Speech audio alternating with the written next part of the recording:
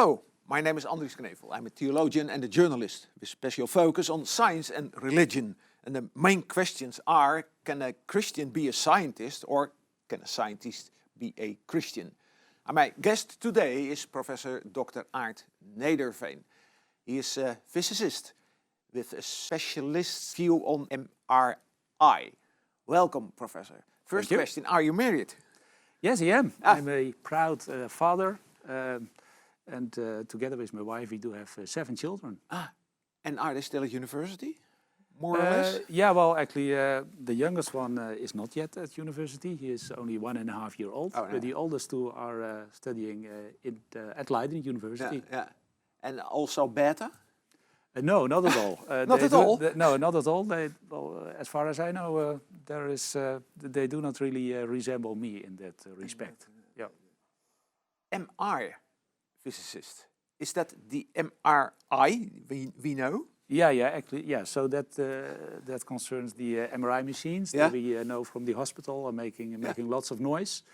And so MRI physics is basically the theory that explains how it can be that using the magnetic properties of biological tissue, you can reconstruct, I would say, medical images that can be very useful for doctors to detect and also to monitor diseases inside the body. Can't you avoid that lot of noise? Yeah, that's a good question. When I'm in the MRI. That people often ask, and well, the answer is yes, that can be done. But I think there is more investment needed from the MR vendors to really, to really fix that, to really solve that problem. But there are MRI scanners on the market that are silent. But those are not the conventional ones that we see in our hospitals. Yeah. Have you always been a Christian? Yes, I was raised as a Christian, and the Bible and Christian faith was always present in my environment. And I don't think when I was studying physics at Delft University. Well, at some point I also started following courses in philosophy at Leiden University, and I remember that those courses really helped me to understand modern culture in a very profound manner. So I'm still grateful that I did that. But on the other hand, I also realized at that point in time that it's not that you also can live without being a Christian. I mean, I also saw many fellow students around me who were raised as a Christian like me, who just drifted away from Christianity. And I realized that indeed can happen. On the other hand... And was your study not a danger for your personal belief? Well, obviously... people often suggest that when you enter university, you hear a lot about evolution theory, and people. And you are losing your belief in your faith. But I don't think that is true. I mean, there is I studied obviously in the 90s, so there was already that was in a period of time. At least in my environment, there was quite some openness for Christian belief. I rarely encountered people who were straightforwardly suggesting in my direction, well, why not abandon your belief and become an atheist? Yeah. I never encountered that. And in your heart or in your mind? Yeah, well, actually, in my mind, that process definitely happened. That process definitely happened because also when studying philosophy and thinking about the big questions that one can ask about the world that we live in and where we do originate from, I definitely felt it as a possibility to say, well, it is possible to live as someone who's not believing and abandons Christianity. So and as I indicated, I also saw that happening with fellow students in my environment, definitely. Also from a Christian background. Yeah, also from a Christian background. From the Christian background, And I must admit that in retrospect, I can say that the reason that I did not leave Christianity wasn't because of the fact that at some point I went into a rational argumentation that convinced me. That didn't happen at all. I think I came to acknowledge that I couldn't resist Christianity, that I couldn't. That I couldn't live without the biblical narrative, cross, resurrection. That was all, that remained very dear to me. That was against what was living in your heart and your mind. That Definitely. Christianity convinced the cross and the resurrection, but it was not in that real scientific world or in your real scientific heart and mind. Yeah, but at some point you come to realize that the big decisions in your life are not governed by knowledge and understanding only. There's also, I think also people like big scientists like C.S. Lewis has also indicated that there's also something as a knock on the door, a voice from outside that you can't resist. I mean, it's not something that you construct by yourself. At some point, you realize that you are a Christian and you can't resist that. So it's not a rational argumentation. So in retrospect, I mean, Christianity makes a whole lot of sense. It is also meaningful. Yeah. I mean, I don't think there is a big tension between the world that we live in and the Christian presuppositions. But on the other hand, to really get into it and to admit for yourself that you are a Christian, I don't consider that as a rational process, and that's also not how it went with me. It is difficult to explain that process then. It is difficult, I see. It's difficult to. Yeah. But that has to do with the fact that it's something that gets to you, that you don't oversee. It gets you as a surprise in a way. Yeah. So, I think in the Christian tradition there's also people tend to use language that is that relates to mystery, to the hiddenness of God. I mean, it's difficult to really pinpoint what's going on, and I think that's not something that I think that this difficulty is also key to this process. And have the big questions gone at that moment? No, not at all. I mean, not at all. No. I mean that's. So you lived in two worlds: the world of crucifixion, and the resurrection, and the world of the big questions from the science.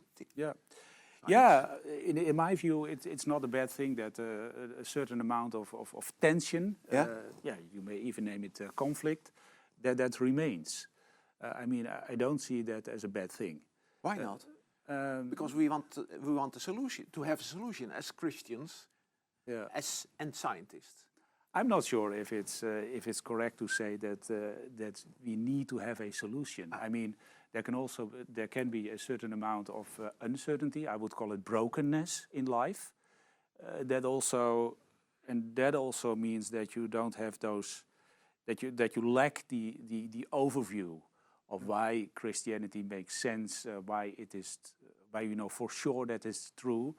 I mean, it's not a bad thing to be doubting and to be unsure every now and then. I mean, that's also part of the biblical narrative, that's what the experience is of people in the Bible. I mean, they're not always people who know for sure that God is present and that God is at their side.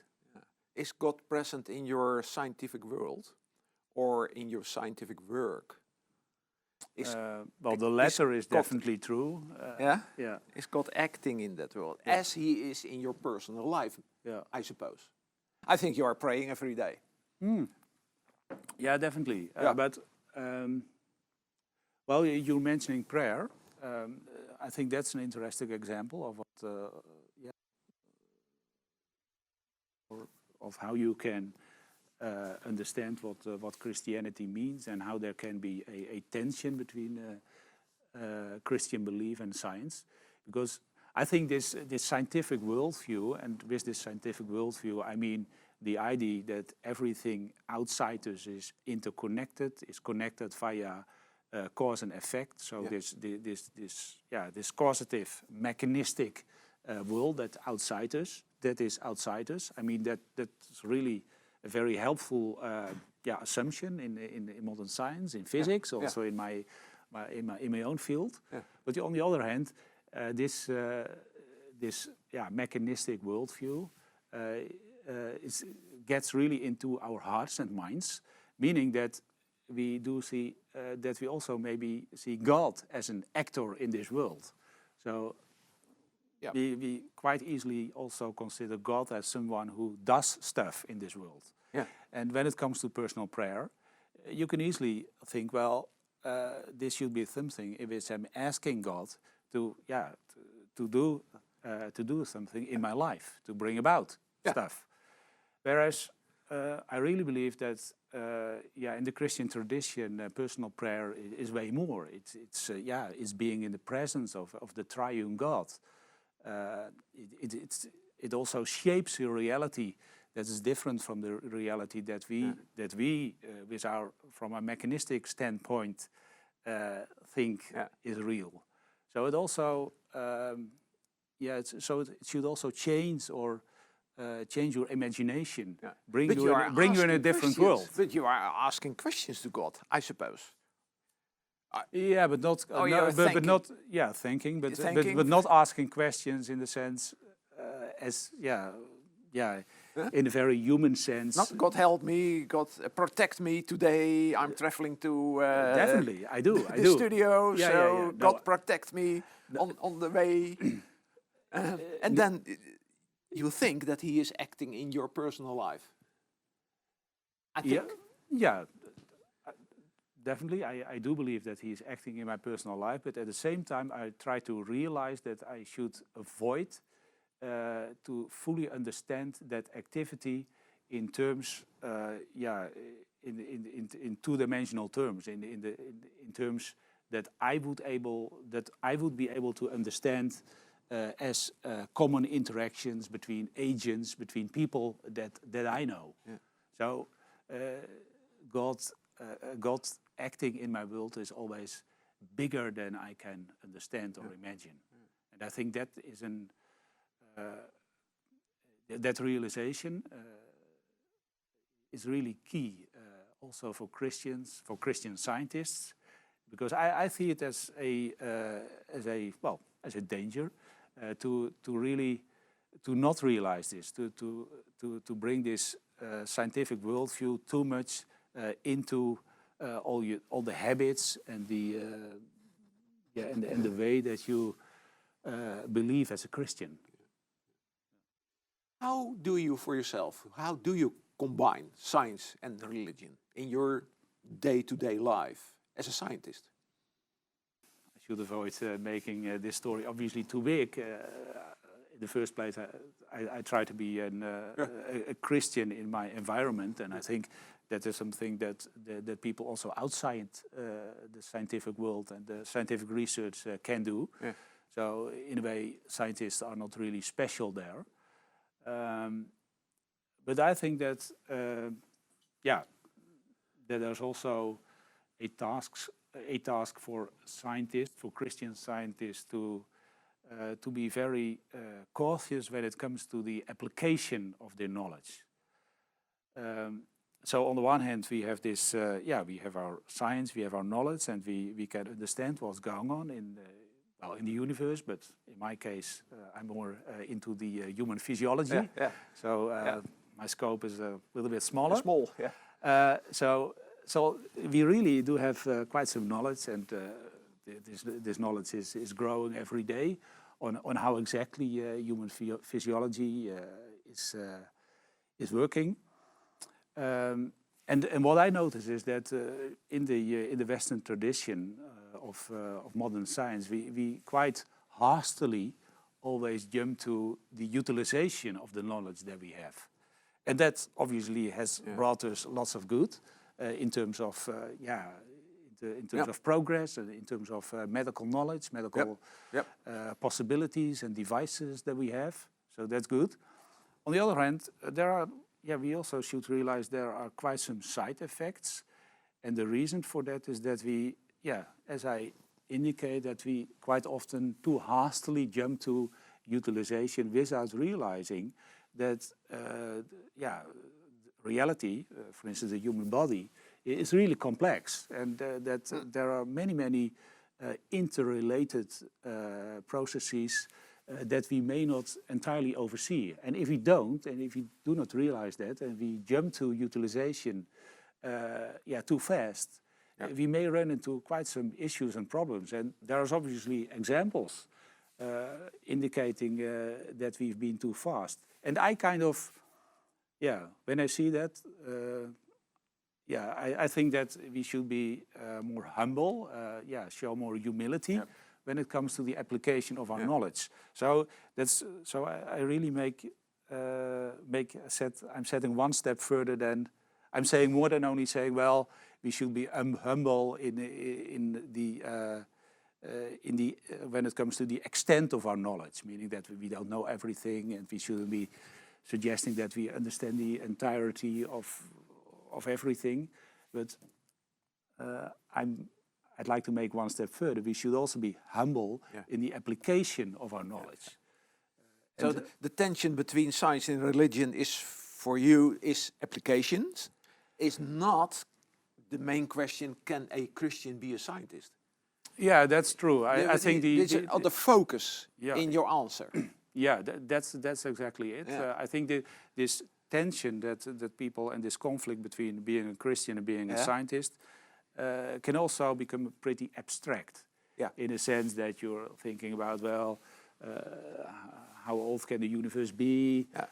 What about Adam and Eve? And I'm not suggesting that these questions are not important, but for many scientists, and also Christian scientists, I think the challenges are how do you apply the application? How do you apply your knowledge? And what do you think about that as a Christian? I mean, technology, and in these days, artificial intelligence is going to change our world. It's more on ethics than on philosophical questions. Yeah, philosophical questions. That's definitely true. Yeah. And those philosophical questions are gone in your life? It's more on application and ethics? Yeah, well, no, I'm not suggesting that they have disappeared. I mean, they are still there. And I think they are important. I'm not downsizing those questions, but I don't think that we can ever come to a really rational argumentation or rational solution to these questions. So it's more. I think it's more important to find a way of dealing with those questions than to find final answers. If I make this statement here, it's on my paper. The universe seems to be designed for the existence of intelligent life. The universe seems to be designed for the existence of intelligent life. What do you say then? Well, in the first place, I think you need to say that's not my main field of expertise. But, you are a Christian scientist. Sure. Yeah. But no. What I think basically is that I also tend to believe. I mean, I also tend to believe that this universe is really special, and in my own field, I know situations, in which you can really be surprised that physiology works like that. I mean, so there's many miracles. There's many reasons to really be amazed. But I don't think that it's a scientific, that you can make any scientific, draw any scientific conclusions on whether or not the universe or the human body has been designed or created by someone from the outside, by a some designer. Scientists state that. Yeah, I don't believe that. The body or the universe are the explanation of the goodness and the greatness of God. Now, For instance. Yeah, well, I also do believe that, but I see that as the way I experience this universe or this reality as meaningful. I don't think, and every now and then the scientists that you're hinting at are suggesting that, I don't think that you can make a logical reasoning from the scientific facts that we have to the presence or the existence of a designer or a creator. I don't think if you do that, well, and I personally don't have too many objections to do that. I can, well, you can deal with it. I can deal with it. It makes sense to me. But if you do that, too extensively, and really, make a kind of scientific, objective story out of that, my fear is that you, as I indicated earlier, that you bring God into this two-dimensional flat world as an actor. And if he gets there, you may lose a lot of the meaningfulness and the mysterious presence of God, which is dear to me, and I think also, important in the Christian tradition that we know. How could you help students with those answers? Isn't it easier to pinpoint God, excuse me for this word, in what he did in the universe or in a human body, than that you state it is a mysterious way? To help your students dealing with those questions. I fully understand your questions, and I'm talking with students quite often, obviously, also with Christian students, and they do pose this question. But so I'm not saying that they shouldn't do it. Maybe there is people and also Christians from different traditions for whom it really makes a whole lot of sense to do it like that. But I feel more at home in the Christian tradition where there is, where people also acknowledge the hiddenness of God and the brokenness of reality. I think there is the tradition of Blaise Pascal, who wrote Pensée, and there is one Pensée that is, I think, very important, where he suggests. Well, I can read it out loud if you don't mind. I brought it. So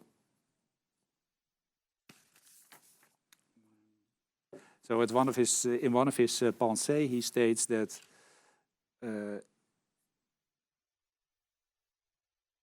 what appears to us doesn't indicate a total exclusion of divinity or a manifest presence of it, but rather the presence of a God who hides himself.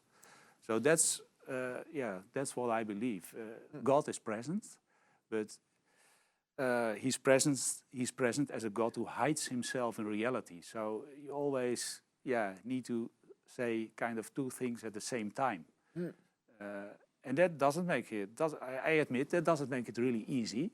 But how could you help students with big questions about science and religion and God acting in this world and the natural laws from God or not from God, with an answer of a hidden God?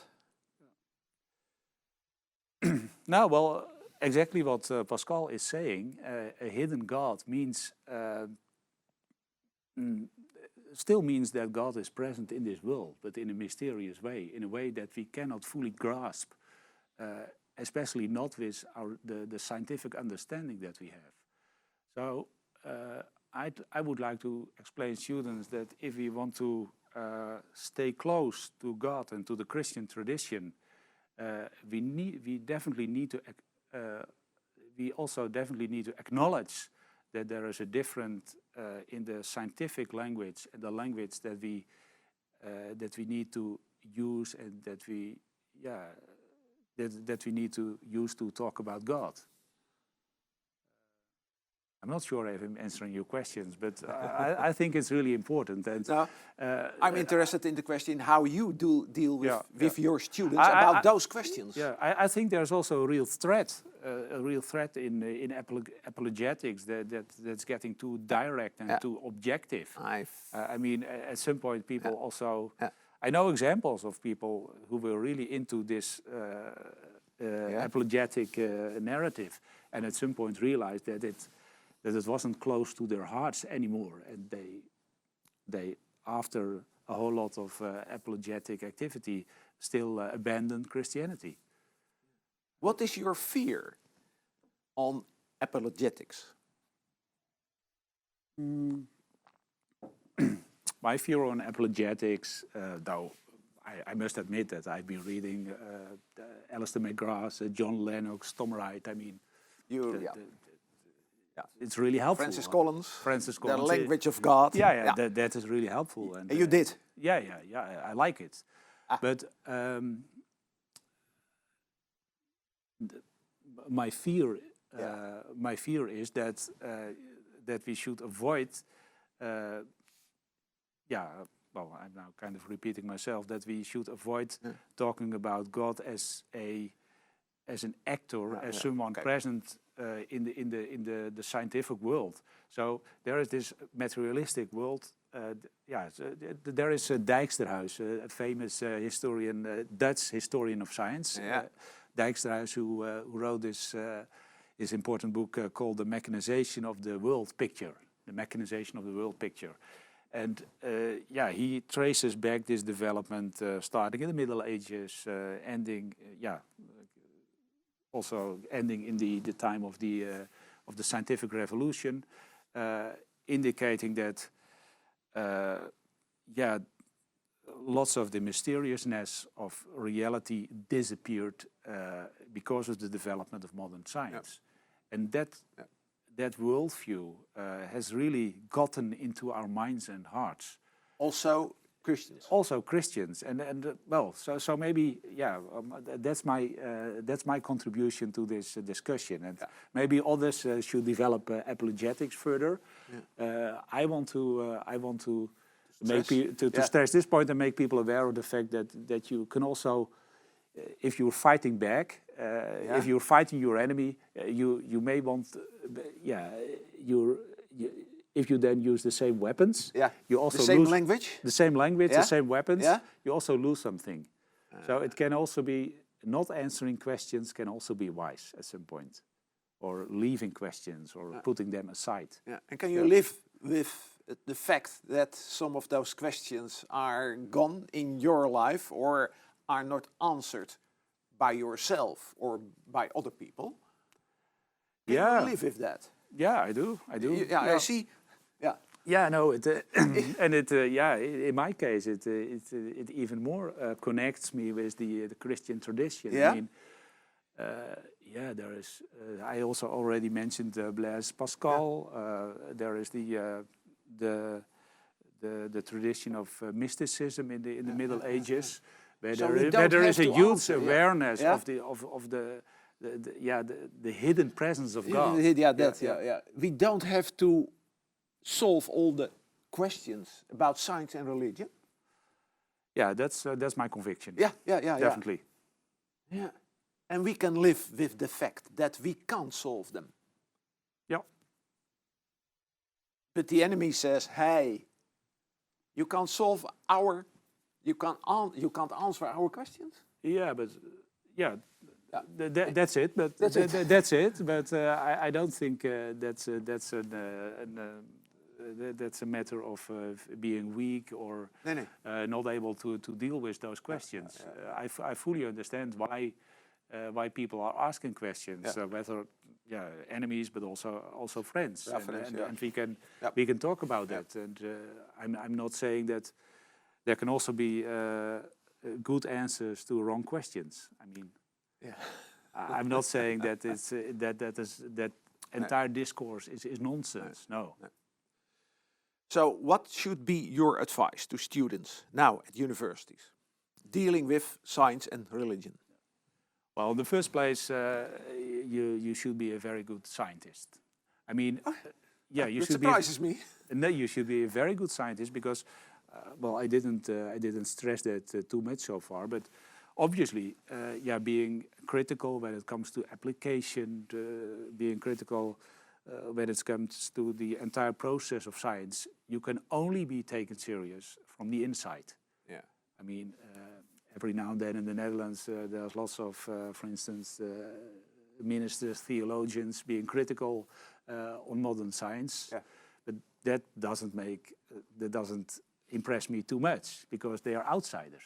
Yeah. I mean, you will only be taken serious when you are an insider and when you know the field and also really contribute to it.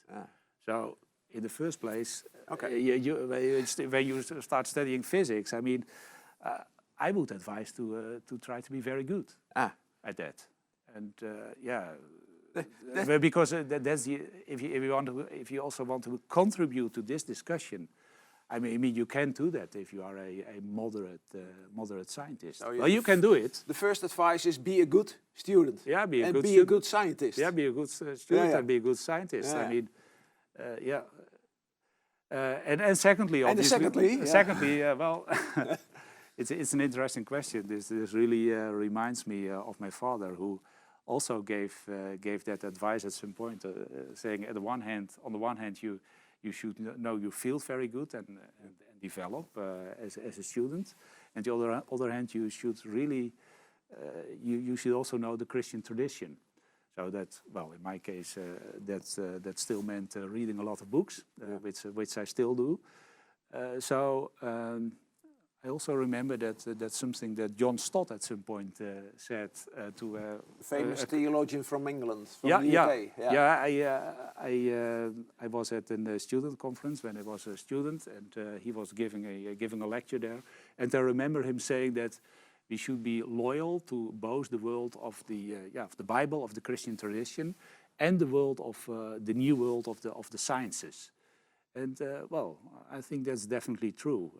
We should without attention at that moment. Yeah, no, he didn't suggest that there would be a big tension. Between the two. Yeah. So we should dive into both worlds. So I think there's a lot. In a way, Christian students do have a double task. I mean, they should not only be good scientists, but also be good Christians, and bring those two together in a creative manner. And I think that can be different for people. I try to explain how I went through this. And your message is, it is possible. It is definitely possible. And so for me that also would mean definitely be critical. I mean, in these days people tend to talk a lot about consensus science, which is great, but I really think that science should also contain discussion and disagreement, because that's how we progress. So I think the contribution of students, and especially Christian students, can also be critical. I mean, science has gotten so big that there's no one who can oversee everything. In the Netherlands, we had Abraham Kuyper, who could still do that, but we can't do that. He was the last one who could do that. Yeah. So at some point, you also need to trust people in science, but that doesn't mean that you can't go on a critical path by yourself. So your message is, be a good scientist, be a good Christian, and it is possible to combine those two. And you don't have to live in two separate worlds. No. On Sunday and from Monday to Saturday. Definitely. The two languages from science and religion, they concern the same world. I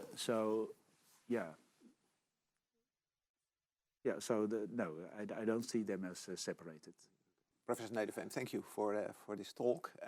We will follow the developments around MRI and the noise. Yeah, I can imagine that. And let's hope that we'll manage to get rid of this noise at some point. Yeah. That will be in the future, maybe? Definitely. Definitely? Yeah. Okay, we will see. Thank you. Thank you for watching. Do you want to know more about science and religion? Follow the course. The course is Science and Religion. And see you next time.